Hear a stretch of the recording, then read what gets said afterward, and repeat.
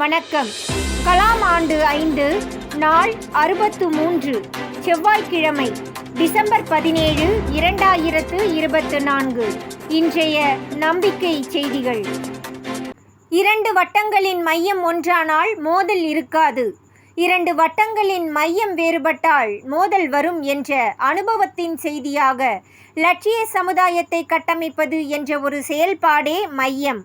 அதுவே நல்லோர் வட்டம் கம்பீரமாக வீடு நடை போட்டு முன்னேறுவதற்கு காரணமாக உள்ளது என்ற தகவலுடன் இன்றைய நம்பிக்கை செய்திகள் தொடர்கின்றன.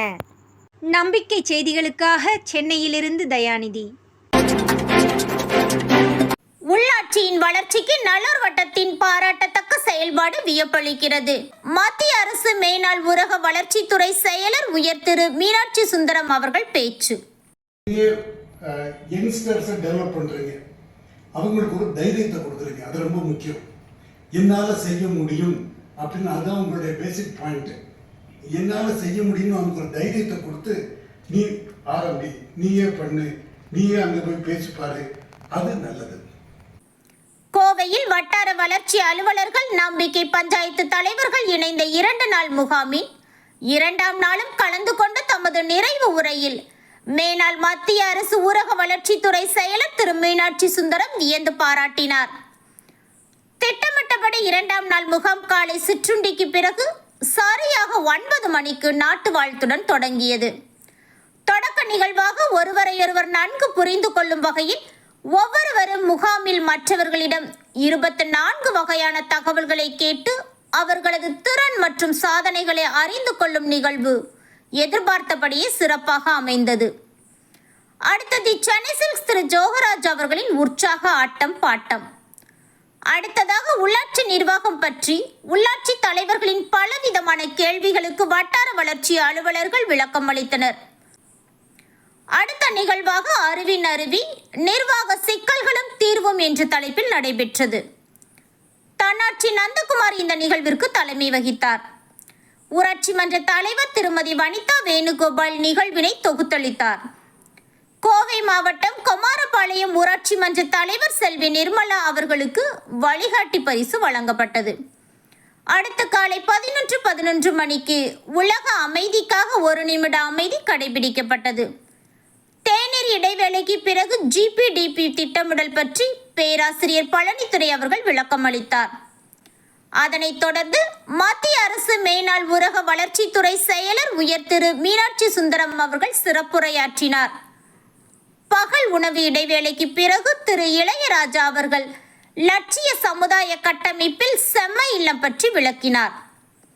அடுத்து ஒவ்வொருவரும் தமக்கு தொடர்புள்ளவர்கள் 100 துறைகளில் எந்தெந்த துறைகளுக்கு தகுதி வாய்ந்த நபர்கள் உள்ளார்கள் என்ற கோணத்தில் தயாரித்த பட்டியல் எப்படி அனைவரையும் சமூக வளர்ச்சி பணியில் ஈடுபடுத்துவது என்பதற்கு நம்பிக்கை அளிப்பதாக இருந்தது.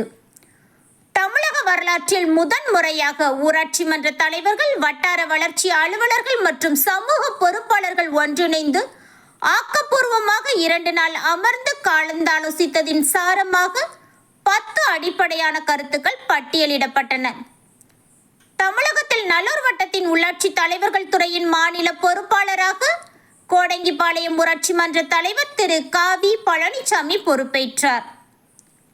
அதனைத் தொடர்ந்து நல்லோர் வட்டம் திரு பாலு அவர்கள் இந்த 3 தரத்தாரும் இனி தொடர்ந்து ஒருங்கிணைந்து இதை வலுப்படுத்த வேண்டும் என்று பேசினார். மாணவர்கள் ஒருங்கிணைச்சிருக்கோம், ஆல்ரெடி தலைவர்கள் ஒருங்கிணைச்சிருக்கோம், ஆட்சியில பயன்படக்கூடியவர்கள் ஒருங்கிணைச்சிருக்கோம்.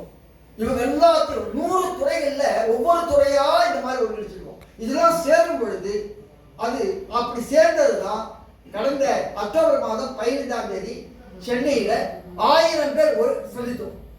அந்த ஜஸ்ட் ஒரு மகாநாடு மாதிரி கருத்தரை மாதிரி இல்லாது. காலையில் 10 மணிக்கு முன்னாடி அவர் 1000 பேர் வந்துடணும்.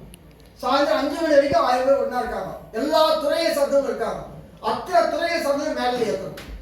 அப்போ துறை வாரியாக இந்த முயற்சி ஒருங்கிணைத்து 100 துறைகளில் ஒருங்கிணைக்கக்கூடிய ஒரு விஸ்வரூப தரிசனம் தான் அந்த 1000 பேர் சந்திப்பு. தி சென்னை சில்க்ஸ் நிறுவன தலைவர் திரு சந்திரன் இந்த முயற்சிக்கு பாராட்டு தெரிவித்து எப்போதும் இப்பணிக்கு துணை நிற்போம் என்று பேசினார். பேராசிரியர் பழனித்துறை அவர்கள் நிறைவு உரையாற்றினார். இது எதன் மூலமாக வரக்கூடிய கனெக்ஷன் அப்படின்னா, ஐயா சொன்னார்ல அந்த மையப்புள்ளி ஒண்ணு, அந்த மையப்புள்ளி தான் நிற்கும். அப்ப இங்க வந்து போகக்கூடிய ஒவ்வொருவருக்கும் என்ன ஒரு ஒரு ஒரு அபிலாஷை அப்படின்னா, நெஞ்சுக்குள்ள என்ன இருக்குன்னா கலத்துக்கிட்டே இருக்கு. என்ன கலத்துக்கிட்டு இருக்கு அப்படின்னா, நம்முடைய இலக்கு. நம்முடைய இலக்கு இந்த அரசியல்வாதியை மாத்திரம் இலக்கு இல்லை, அவன் மாறிக்குவான். அவன் சூழல் தானே அவனை மாத்தி வச்சிருக்குது. இன்னொரு சூழல் சமூகத்துல மாறினா அது மாறும். அப்ப எங்க மாற்றத்துக்கு போறோம்னா, அவன்கிட்ட போய் சொல்லி மாற்ற முடியாது. அப்ப மக்கள்கிட்ட போறோம், சமூகத்திடம் போகின்றோம். அப்ப அதற்கு தான் முழுவதுமாக இந்த சமூகத்தை நாம எப்படி என்கேஜ் பண்றது, இந்த என்கேஜ்மெண்ட்ங்கிறத நம்ம புரிஞ்சுக்கணும்.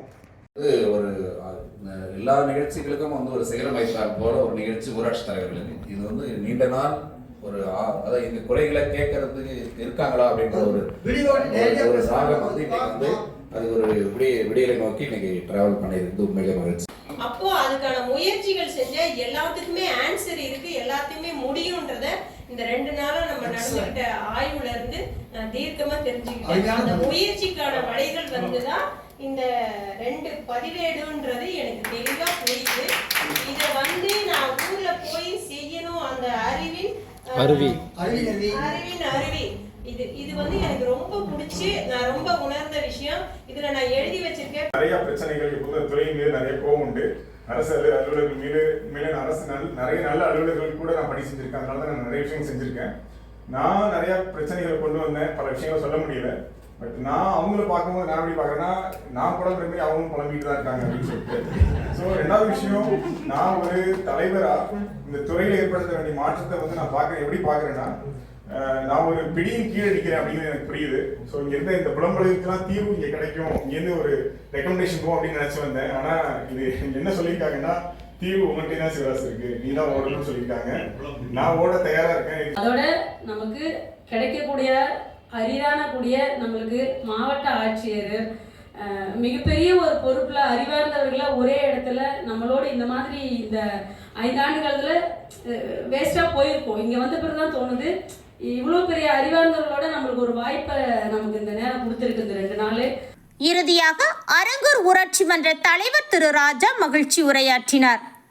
பாரதியின் வந்தே மாதர பாடலுடன் 2 நாள் முகாம் நிறைவடைந்தது.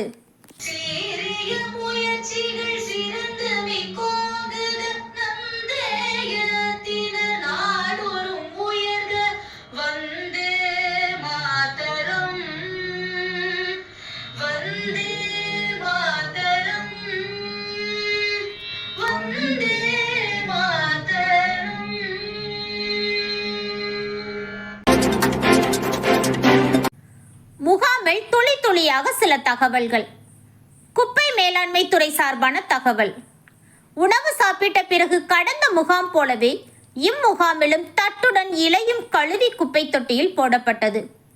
முகாம் முடிந்து விடைபெறும் போது புத்தகங்கள் மற்றும் அக்னி ஸ்டீல்ஸ் கேலண்டர் அடங்கிய மகிழ்ச்சி பை அளிக்கப்பட்டது. 3 நேரங்களில் தி சென்னை சில்க்ஸ் HR மேனேஜர் திரு ஜோகராஜ் அவர்களின் உற்சாகமூட்டும் ஆட்டம் பாட்டம் கொண்டாட்டமாக அமைந்தது.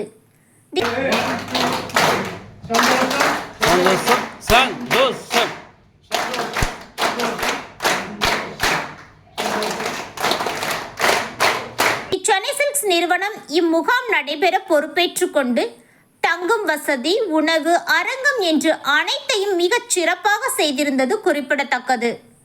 அக்னி ஸ்டீல்ஸ் நிர்வாக இயக்குனர் உயர் திரு தங்கவேலு ஐயா இதில் கலந்து கொள்ள இயலாமையில் மிகவும் அவசியமான முக்கியத்துவம் வாய்ந்த இந்த கலந்துரையாடல் வெற்றிகரமாக அமைய வாழ்த்துக்களை பதிவு செய்திருந்தார். நம்பிக்கை செய்திகளுக்காக திண்டுக்கல்லிலிருந்து லோகமணி.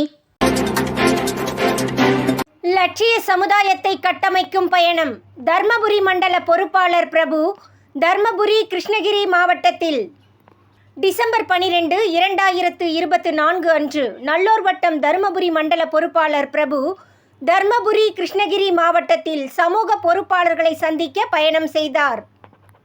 உடன் பயணிக்க நல்லூர் வட்டம் திரு பாலு அவர்கள் சென்னையிலிருந்து காலை 5 மணிக்கு ஒசூர் வந்து சேர்ந்தார்.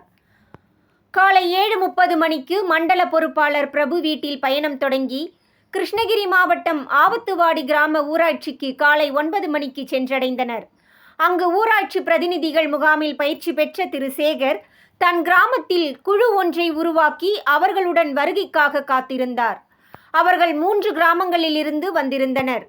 அறிமுகம் செய்யும் போது ஒவ்வொருவரும் தன் கிராமத்திற்காக சமூக பொறுப்போடு செய்த செயல்கள் பற்றி கூறியது வியக்க வைத்தது. திரு சேகர் அவர்கள் தனது கிராமத்தில் 10 லட்சம் வருவாய் ஈட்டும் ஆக்கிரமிப்பு ஏரியை மீட்டு அரசுக்கு வழங்கியுள்ளார்.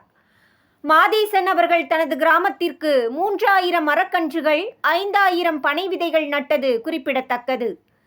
இந்த குழுவில் உள்ள அனைவரும் தன் கிராமத்தில் உள்ள சமூக பொறுப்புடைய 35 இளைஞர்களை ஒருங்கிணைத்து ஜனவரி 8 அன்று சந்திப்போம் என்ற உறுதியுடன் அங்கிருந்து வழி அனுப்பி வைத்தனர். அடுத்ததாக கிருஷ்ணகிரியில் அனுராதா சில்க்ஸ் உரிமையாளர் திரு ஆனந்த்குமார் அவர்களுடனான சந்திப்பு மிகவும் பயனுள்ள சந்திப்பு. ஆம், அவரது குடும்பத்தில் உள்ள நபர்கள் இறந்தால் உடல்களை தானமாக மருத்துவ மாணவர்களின் ஆராய்ச்சிக்கு பயன்படும் வகையில் உடல் தானம் வழங்கி வருவது தெரிய வந்தது. திரு ஆனந்த்குமார் அவர்களின் தாத்தா தொடங்கி இன்று வரை 6 உடல்களை உடல் தானம் செய்துள்ளனர். மேலும் இவர்களின் செயலால் அந்த மாவட்டத்தில் ஒரு தாக்கத்தை ஏற்படுத்தி மருத்துவர் திரு ஜோ அவர்களின் முயற்சியால் 86 உடல்கள் தேகதானம் செய்ததும் தெரிய வந்தது. பிறகு தர்மபுரி மாவட்டம் பிக்கிலிமலை கிராம ஊராட்சிக்கு பயணம் தொடர்ந்தது. அங்கு பிக்கிலி கிராம சபை உறுப்பினர் முத்து வரவேற்றார். 18 நபர் கொண்ட கிராம வளர்ச்சி குழு தங்களின் கிராமத்தில் கிராம சபை அமைத்து கிராம சபை விழிப்புணர்வு, கிராமத்திற்கு சாலை, மருத்துவ வசதிகளை பெற்று தந்துள்ளனர். மேலும் அங்கு வந்திருந்த சமூக பொறுப்பாளர் விஜய் தன் வாழ்க்கையை சமுதாயத்திற்காக அர்ப்பணித்துள்ளார் என்பதும், சமூக பணிக்காக திருமண வாழ்க்கையில் ஈடுபாடில்லை, காலில் காலணி அணிவதில்லை, கிராம முன்னேற்றமே குறிக்கோள் என வாழ்ந்து வருவதை பார்த்து வியப்பா இருந்தது. பிறகு அந்த குழுவினரிடம் நல்லூர் வட்டம் திரு பாலு அவர்கள் கிராம வளர்ச்சி குழு உருவாக்குவது எப்படி, புள்ளி விவரங்கள் சேகரிப்பது, சமூக பொறுப்பாளர்கள் தங்களை அறிவார்ந்தவர்களாக உருவாக்கி கொள்வது, மக்கள் சக்தியை திரட்டுவது பற்றி விரிவாக விளக்கினார். இந்த பயணத்திற்கு கிராமக்கள பொறுப்பாளர் திரு ஸ்ரீதர் பச்சையப்பன் தமது மகிழ்ச்சியினை தெரிவித்துக் கொண்டார். சுற்றுச்சூழலை பாதுகாக்க வாரம் ஒரு நாள் சென்னையில் வாக் ஃபார் பிளாஸ்டிக் இளைஞர்கள். டிசம்பர் 15 அன்று காலை 7 மணிக்கு சென்னை அண்ணா நகர் டவர் பார்க்கில் வாக் ஃபார் பிளாஸ்டிக் இளைஞர்கள் ஒன்று கூடி 4 கிலோ பிளாஸ்டிக், 3 கிலோ கண்ணாடி பாட்டில் சேகரித்துள்ளார்கள். இதுபோன்று 6 குழுக்களாக வாரந்தோறும் செயல்பட்டு அந்த பொருட்களை கடையில் போட்டு அதிலிருந்து வரும் பணத்தை ஏழை மாணவர்களின் கல்விக்கு உதவுவதாக இது பற்றி கேள்விப்பட்டு தாமும் இதில் கலந்து கொண்ட கலாம் ஜோதி மாணவர் விக்னேஷ் தெரிவித்தார். என் பேர் நிதிஷ் கல்யாண். ஸோ நான் வாக் ஃபார் பிளாஸ்டிக்கில் ஒரு 2.5 இயர்ஸாக வாலண்டியர் பண்ணிகிட்ருக்கேன். நான் கரண்ட்டாக எம்காம் டிஜி வைஷ்ணவ காலேஜில் எம்காம் பண்ணிகிட்ருக்கேன். ஸோ வாக் ஃபார் பிளாஸ்டிக் என்னென்னு முதல்ல சொல்லிடுறேன். ஸோ இப்போ பார்த்திங்கன்னா நம்ம சரௌண்டிங்ஸில் இருக்கிற நம்ம கூட இருக்கிற நிறைய பேரே பிளாஸ்டிக்ஸ்லாம் ஒழுங்காக டிஸ்போஸ் பண்ணுறதில்ல. எல்லாருமே பார்த்திங்கன்னா யூஸ் பண்ணிட்டு அதை அப்படியே அங்கங்கே தூக்கி போட்டு போயிடுறாங்க.